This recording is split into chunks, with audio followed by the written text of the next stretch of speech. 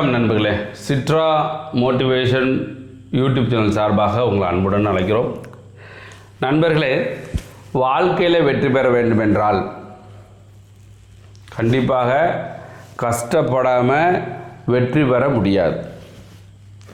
அது மாதிரி ஒரு பொன்மொழி என்ன சொல்லுவாங்கனாக்கா, இந்த உலகில் கடினமானவை நிறைய உண்டு, ஆனால் முடியாது என்று எதுவுமே இல்லை. புரிஞ்சதா? இந்த உலகத்தில் கடினமானது நிறையா இருக்குது, ஆனால் முடியாது என்பது உலகத்தில் எதுவுமே கிடையாது அப்படின்னு சொல்கிறாங்க. இப்போது ஒரு 2 வாரத்துக்கு முன்னாடி நான் வெள்ளியங்கிரி மலைக்கு போயிருந்தேன். அந்த வெள்ளியங்கிரி மலை தமிழ்நாட்டிலேயே ஒரு கடுமையான மலை. ஒரு ஏரி போகணுன்னா ரொம்ப கடுமையாக இருக்கும். அப்போ அங்கே அலௌன்ஸ் பண்ணிட்டே இருப்பாங்க, வயதானவர்கள், அப்புறம் பெண்கள், அப்புறம் நடக்க முடியாதவங்க, ரொம்ப குண்டாக இருக்கிறவங்க, இவங்கெல்லாம் மலை ஏற வேண்டாம் என்று அன்புடன் கேட்டுக்கொள்கிறோம். அப்புறம் சிறுவர்கள் இப்படிலாம் சொல்லுவாங்க. ஏன் அப்படி சொல்கிறாங்க அப்படின்னா, அந்த மலையில் ஏறிட்டு திருப்பி வர்றதுக்கு அவ்வளோ கஷ்டம். மொத்தம் 7 மலை கடந்து ஒரு சிவனை தரிசிக்கணும். அங்கே வெள்ளியங்கிரி மலையுடைய சிறப்பு என்ன அப்படின்னா, 7 மலை கடந்து போகணும். 7 மலை கடந்து போய் அங்கே சிவன் இருக்கார். அது 6000 அடி உயரத்தில் இருக்கார். சமதளமாக இருக்க மாட்டார் அவர். மலையில் ஏறதே பெருசு. அதில் 7வது மலையில் உச்சியில் 6000 அடி உயரத்தில் அவர் இருப்பார் சிவன். அப்போ போகிற மலை எப்படி இருக்கும்? இப்போ முதல் மலையில் ஏறினமாக்கும் கல்லுக்கல்லாக இருக்கும், முண்டுக்கல் கட்டியிருப்பாங்க. இப்போ மலையில் உடைஞ்சி விழுந்திருக்கும். அப்போ அதே நேரத்தில் செருப்பு போடாமல் தான் போகணும். அதிக நபர்கள் செருப்பு போடாமல் தான் போவாங்க. 99% செருப்பு போடாமல் தான் போவாங்க. ஏன்னா அது புனிதமான மலையினால செருப்பு போடாமல் போனால் தான் நம்மளுடைய பாதம் பெரிய பெரிய முனிவர்கள், தீர்க்கதரிசிகள் அங்கே இருந்தாங்க அப்படின்னு சொல்கிறாங்க. அதுமாதிரி சிவன் இருக்கக்கூடிய ஒரு புனிதமான இடத்துல நம்ம செருப்பு போடாமல் போனால் தான் நம்மளுக்கு அந்த ஒரு பலன் கிடைக்கும் அப்படின்னு சொல்கிறாங்க. செருப்பு போட வேண்டாம்னு சொல்லுவாங்க.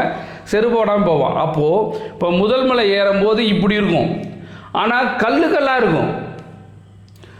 அப்போது கல் குத்தத்தையும் செய்யும். அப்போ அதில் நடந்து போவோம். நைட்டில் நிறைய பேர் நடந்து போவாங்க. நிறையா செடி கொடிகளாக இருக்கும். நம்ம செடி கொடிதாலே பாம்பு எல்லாமே வரத்தையும் செய்யும். பட் அவ்வளோ நடந்து போகும்போது எந்த பூச்சிகளும் வராது. அப்போ 2வது மலை வழுக்கு பாறையில் போகணும். 3வது மலை, 4வது மலை, 5வது மலை, 6வது மலை, அது 7வது மலை ரொம்ப விரும்பும் ஒரு உயரத்தில் போகணும். அப்போது அது கடினமானது தான். அப்போ அந்த மலை கடினமான மலை இருந்தாலும் அத்தனை நபர்கள் அந்த 7 மலையை கடந்து சிவனை தரிசிக்கிறோம்னு சொன்னால் முடியாது நினச்சா செய்ய முடியுமா? செய்ய முடியாது. ஆனால் இந்த உலகில் கடினமானவை நிறைய உண்டு, நிறைய இருக்குது. நாட் ஓன்லி இந்த மலையில் ஏறுறது மட்டும் கிடையாது, ஆனால் முடியாது என்று எதுவுமே இல்லை. இப்போது நீங்கள் ஒரு வேலைக்கு போகணும், ஒரு கவர்மெண்ட் வேலை வாங்கணும். இப்போ என்ன எடுத்துக்கங்களேன், நான் ஒரு கவர்மெண்ட் வேலை வாங்குறதுக்கு முன்னாடி நான் படிக்கும்போது அவ்வளோ கடுமையாக இருந்தது. என்னென்ன கடுமையாக இருந்தது? லைஃபு, ஃபேமிலியில் அவ்வளோ கடுமையான எதிர்ப்பு. வேலைக்கு ப்ரைவேட்டில் போகணும் அப்படின்னு சொல்லி அவ்வளோ எதிர்ப்பு இருந்தது. அதை பண்ணோம். நிறையா பேர் நம்ம சொல்ல முடியாது, சொந்தக்காரங்க அடுத்து என்ன நினைப்பாங்கன்னு வச்சுருவாங்களா? கண்டிப்பாக சொந்தக்காரங்க தான் சொல்லியிருப்பாங்க. அதுவும் கடுமையானதான். நம்ம ஒரு இடத்துக்கு போகிறோன்னு சொன்னால் ஸ்கூட்டர்லேயோ கார்லேயோ போக முடியாது, நடந்து போகணும், இல்லைன்னா சைக்கிளில் போகணும். அதுவும் கடுமையானது. ஒரு சாப்பிடணும்னு சொன்னால், ஒரு டீ சாப்பிடணும் இல்லை ஒரு காஃபி சாப்பிடணும் அப்படின்னு சொன்னால் கையில் காசு இருக்காது. அதுவும் கடுமையானது. எப்போ? வேலைக்கு போகிறதுக்கு முன்னாடி. இந்த கடுமையானதை பூரா நம்மளுக்கு இருந்தது, எனக்கும் இருந்தது, எல்லா பேருக்கும் இருந்தது, நிறைய பேருக்கு இருந்தது. ஒரு கவர்மெண்ட் வேலை வாங்குறதுக்கு முன்னாடி அவ்வளோ கஷ்டப்பட்டோம். எல்லா சூழ்நிலையிலும் கஷ்டப்பட்டோம்.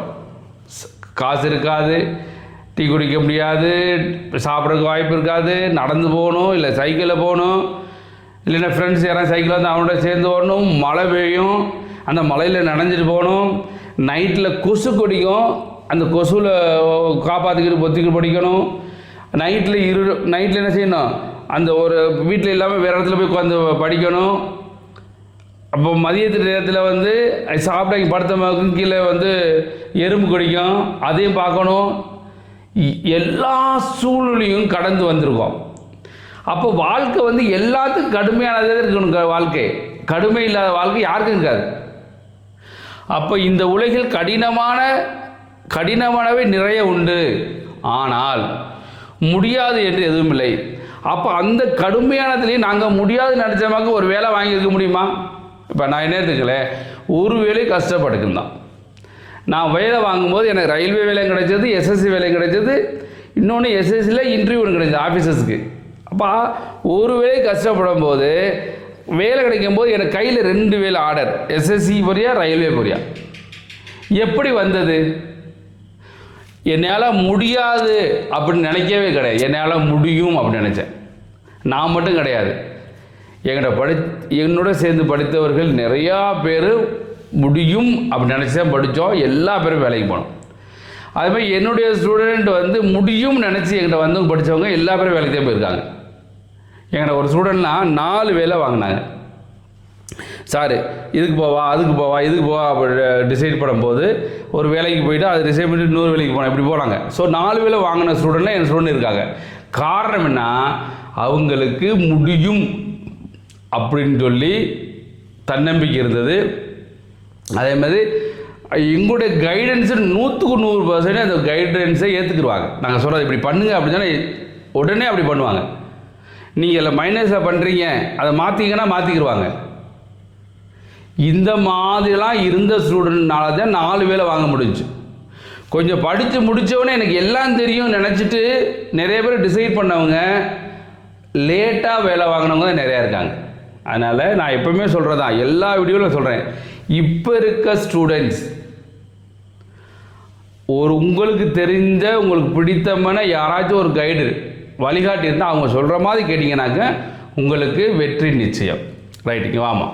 அப்போ இந்த உலகில் கடினமானவை நிறைய உண்டு, ஆனால் முடியாது என்று எதுவுமே இல்லை. இது உண்மைக்கே 100க்கு 100 சரியான பொன்மொழி தான். சார் நண்பர்களே, இந்த வீடியோ பிடிச்சிருந்தால் மறந்தனா நம்ம சேனல் சிட்ரா மோட்டிவேஷன் யூடியூப்லாம் சப்ஸ்கிரைப் பண்ணி சப்போர்ட் பண்ணுங்கள் நண்பர்களே. நீங்கள் எங்களை சப்போர்ட் பண்ணுங்கள், நாங்கள் உங்களை சப்போர்ட் பண்ணுறோம். நன்றி, வணக்கம்.